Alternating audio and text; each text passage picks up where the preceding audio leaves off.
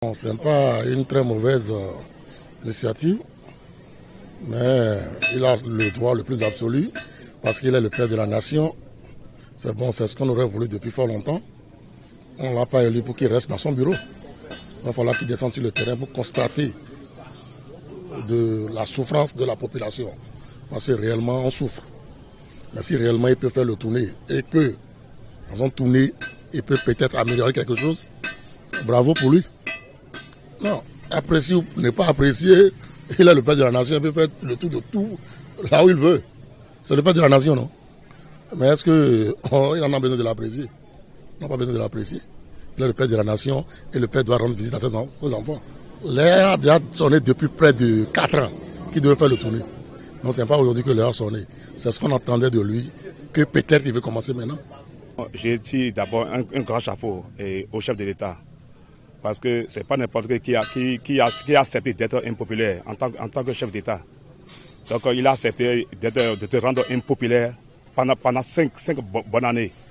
Je crois qu'il a bien ses raisons de se rendre maintenant populaire pour prouver au peuple béninois qui n'est pas si impopulaire. Moi je trouve raison, il a raison. Très bien. Beaucoup de choses ont été faites même positivement. Et ça se voit, même si on ne le dit pas, ça se voit. Aux yeux de tout le monde, ça se voit. Les réalités ici, on avait connu un chef d'État pareil depuis même 20 ans ici.